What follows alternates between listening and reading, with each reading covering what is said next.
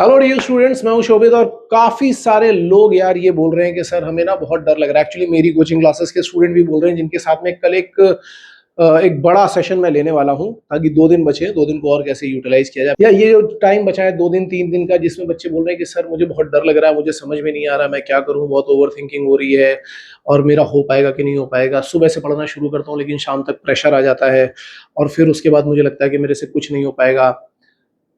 तो भाई देखो, बात यह है, अगर आप इस वीडियो को आगे का जो ये 10 मिनट 15 मिनट या 20 मिनट का जो सेशन होने वाला है, इसको अगर आप ध्यान से सुनते हो और समझते हो और फॉलो कर लेते हो अभी 4-5 दिन के लिए भी, तो भी आपको बहुत ज्यादा फायदा मिलने वाला है, बहुत ही ज्यादा फायदा मिलने वाला है। ठीक है ना। देखो, पहले तो ये समझते हैं, पहले रियलिटी चेक कर लेते हैं कि क्या प्रेशर आना या डर लगना क्या ये गलत बात है। ये किसी भी एंगल से गलत बात नहीं है। जब आप कोई बड़ा काम करने जा रहे होते हो ना, कोई भी बड़ा काम करने जा रहे हो, किसी चाहे वो स्पोर्ट्स में हो चाहे कहीं पे भी हो, आप बड़ा काम करने जाओगे, आपको थोड़ा सा डर लगेगा। मान लो आप बचपन में आप क्या करते थे कि आप इस हाइट से जमीन पे जंप कर जाते थे। अब आपने क्या किया, आपने अपने आप को थोड़ा प्रिपेयर किया। अब आप बोल रहे हो कि नहीं नहीं, मैं छत की हाइट से जंप करूंगा। कभी किया नहीं है लेकिन अब करने जा रहे हो। जब आप करने जाओगे और 10 लोग आपको देख रहे होंगे, तो प्रेशर अपने आप बिल्डअप हो जाएगा। ये नेचुरल फिनोमिना है, इसमें कोई भी नई चीज नहीं है। डर होना जरूरी है, क्योंकि जब डर होता है तभी क्या होता है कि आप कंट्रोल्ड वे में बिहेव करते हो।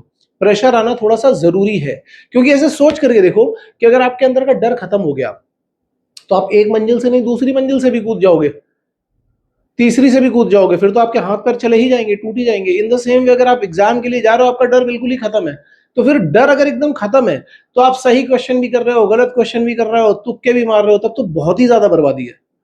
तो एग्जाम में थोड़ा डर होना जरूरी है, थोड़ा प्रेशर होना जरूरी है, और ये नेचुरल है। ये ऐसा, कई लोग डर दिखाते हैं, कई लोग डर नहीं दिखाते हैं।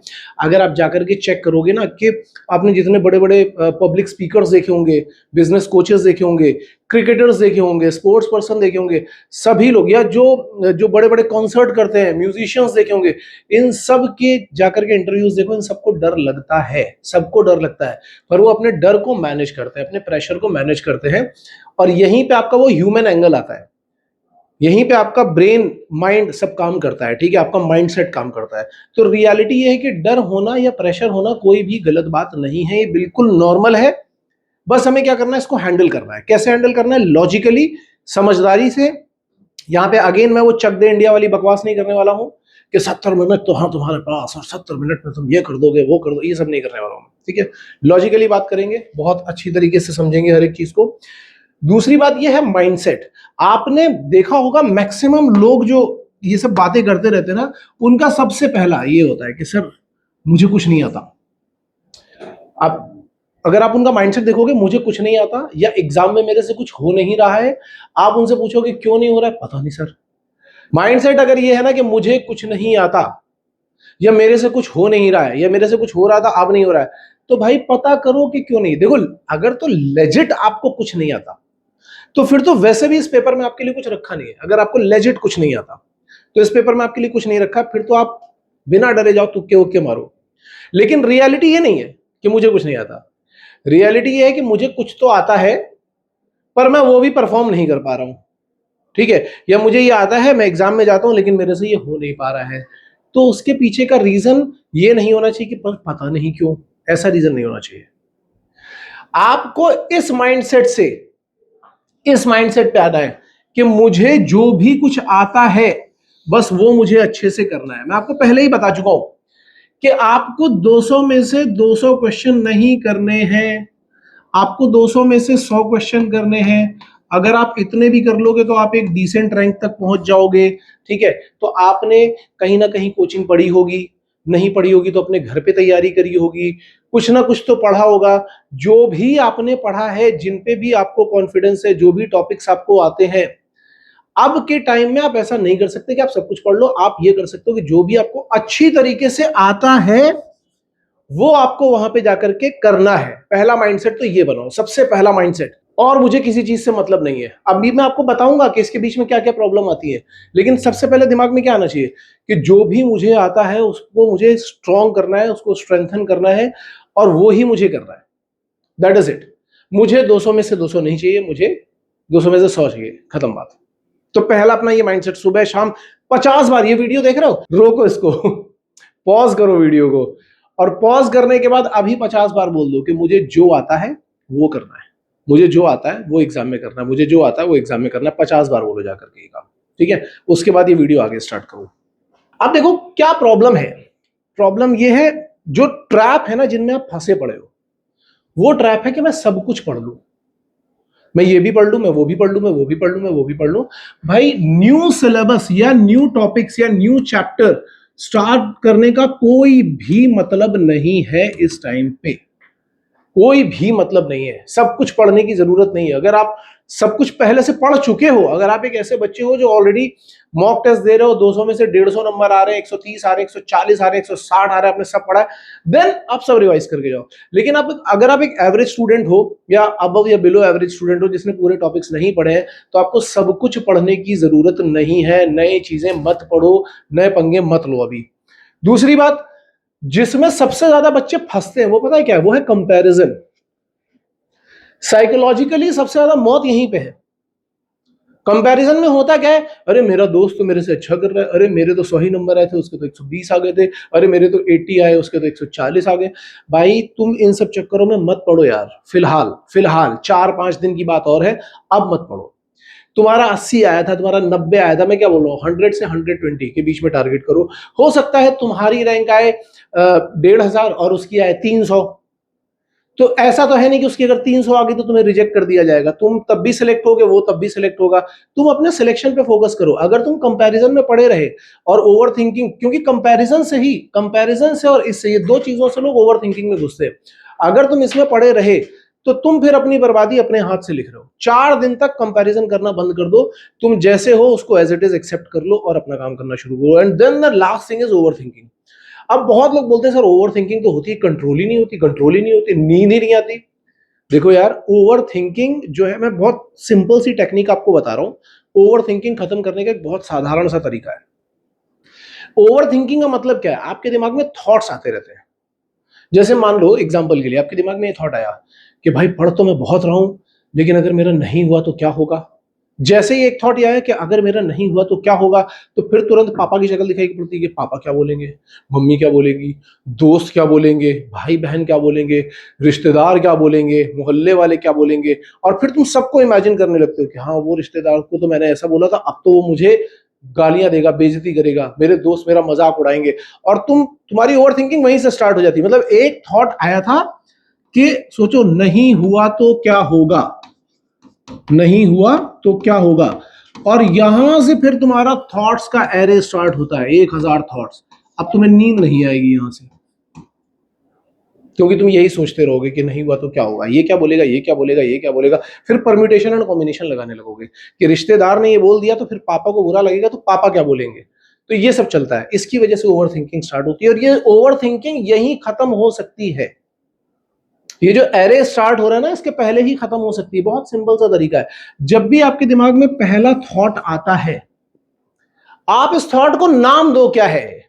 जैसे मेरे हिसाब से ये फ्यूचर में होने वाला एक इवेंट है कि नहीं हुआ तो क्या होगा। तो मैं क्या कर रहा हूं, मैं फ्यूचर प्रिडिक्ट कर रहा हूं। मैं क्या कर रहा हूं, फ्यूचर प्रिडिक्ट कर रहा हूं। अब देखो होता क्या है, लोग फ्यूचर प्रिडिक्ट क्यों करते हैं, क्योंकि जब आप फ्यूचर प्रिडिक्ट करते हो ना, तो इससे आपको कुछ इमोशंस मिलते हैं। उन इमोशंस की हमें आदत होती है। इससे क्या इमोशन आ रहा है, तो तुम बोलोगे कि सर फियर एंजाइटी, तुम बोलोगे सर फियर एंजाइटी किसको अच्छा लगता है। अच्छा लगता है, अच्छा लगता है। इनमें फ्लेवर होते हैं, फियर और इमोशन में, ये जितने भी इमोशन है इनमें फ्लेवर होते हैं। लोगों को उन फ्लेवर्स में मजा आता है। अब जैसे कहने को तो सर बोलोगे मिर्ची बहुत कड़वी होती है, लेकिन फिर भी कुछ लोग गोलगप्पे में अलग से मिर्ची डलवा करके खाते हैं ना, क्योंकि उनको मजा आता है। वही सेम चीज यहाँ पे भी है, यहाँ मजा आता है। अगर आप ये बोलोगे कि नहीं हुआ तो क्या होगा, इससे क्या इमोशन आ रहा है। अब आप हो सकता है बोलोगे कि सर इससे इमोशन आ रहा है वरी या एंजाइटी या फियर, तो तुम वही कहीं बोल दो ठीक है, होगा या नहीं होगा फ्यूचर की बात है, मैं देखूंगा बाद में। अब उसके बाद यहीं से कहानी खत्म है। आपने क्या किया, आपके दिमाग में एक थॉट आया कि नहीं हुआ तो क्या होगा। ओके, क्या है ये, इसका नाम क्या है। अब आप कॉन्शियसली पूछ रहे हो इसका नाम क्या है, इसका नाम है फ्यूचर प्रेडिक्शन। ओके, इससे इमोशन क्या आ रहा है, इससे थोड़ा डर लग रहा है, एंजाइटी आ रही है, ठीक है, मुझे इससे कोई मतलब नहीं है, मैं बाद में देखूंगा, नहीं होगा तब तक 3 दिन तो मुझे काम करने दो, तब देखूंगा। वहीं कि वहीं आपकी ओवर थिंकिंग खत्म हो जाएगी। और ऐसा नहीं कि एक ही थॉट आएगा फिर दूसरा आएगा। अगेन आपको करना क्या है, उसका नाम देना है कि इसका नाम क्या है, देन इसमें इमोशन क्या आ रहा है, एंड देन स्टॉप कर दो वहीं पे कि इससे क्या इमोशन आ रहा है, मुझे नहीं चाहिए, खत्म। ये आ रहा मुझे नहीं चाहिए, ये आ रहा मुझे नहीं चाहिए, खत्म। वहीं से ही तुम्हारी ओवर थिंकिंग खत्म हो जाएगी। ठीक है, नाउ ट्रैप्स के बाद आते हैं अब अपने गेम प्लान पे। अब बहुत इंपॉर्टेंट चीज है, याद रखना यार, 4 दिन तक इसके अलावा और कोई काम नहीं करना है। पहली चीज रिवीजन, थॉरो रिवीजन करना है, थॉरो। बहुत लोग जो ये बोलते हैं ना कि सर ये क्वेश्चन मुझे पहले तो आता था लेकिन जब मैंने एग्जाम में अटेम्प्ट किया मुझे नहीं आया। ठीक है, उसका एक बहुत बड़ा रीजन ओवर थिंकिंग तो होता ही होता है, एंजाइटी होती है, लेकिन रिवीजन भी होता है।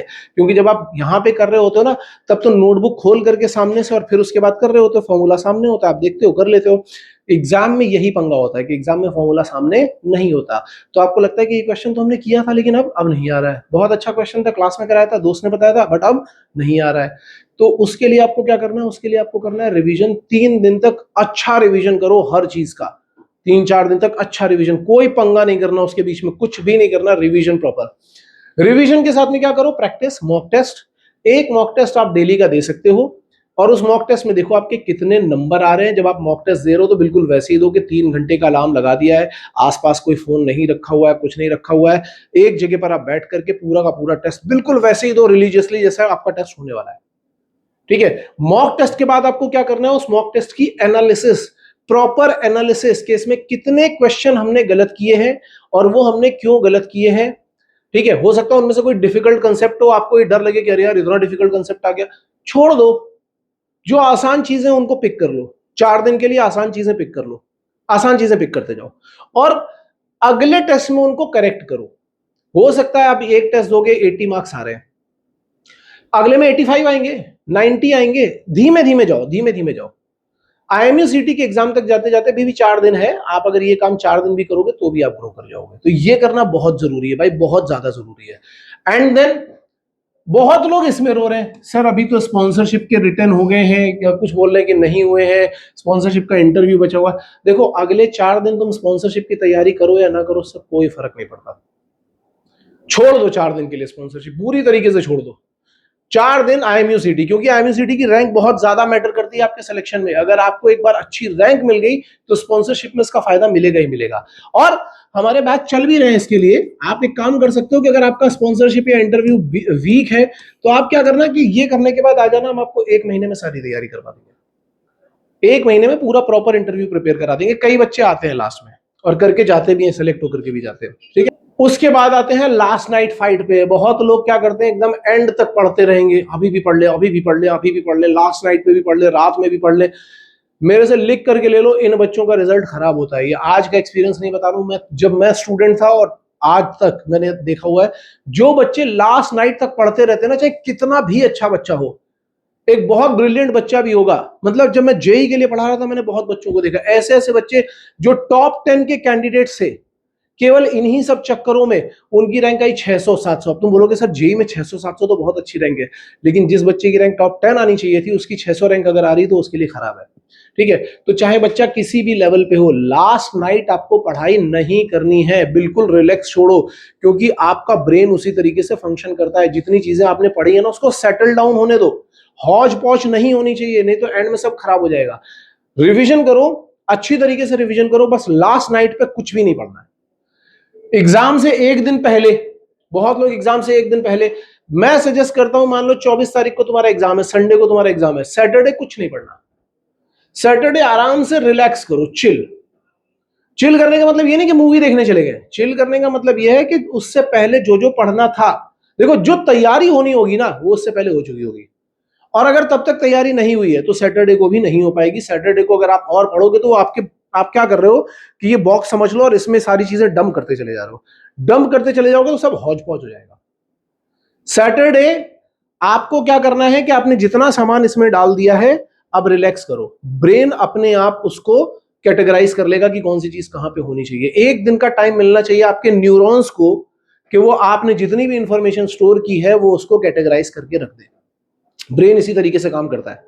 अगर आप साइकोलॉजी पढ़ोगे तो आपको समझ में आ जाएगा कि ब्रेन इसी तरीके से काम करता है कि जितनी इंफॉर्मेशन आपने डाली उसको एक दिन का टाइम दो, अपने आप कैटेगराइज कर लेगा और फिर आराम से मेडिटेट करके प्रॉपर मेडिटेशन फोकस। तुम लोगों को लग रहा होगा कि अरे सर मेडिट बहुत इंपॉर्टेंट है भाई, फोकस मेडिटेशन बहुत ज्यादा इंपॉर्टेंट है। ब्रीदिंग एक्सरसाइजेस कर लो, एक जगह पर फोकस कर लो, त्राटक एक्सरसाइज कर लो, कुछ भी कर लो, पर एक दो दिन ये करो, या सैटरडे को मैं तो बोलूंगा 3-4 बार, संडे को भी सुबह उठ करके 1-2 बार ये कर लो, ताकि आपका फोकस स्ट्रांग रहे। न्यूरॉन्स अपनी सारी इंफॉर्मेशन वैसे ही एडजस्ट कर लेंगे।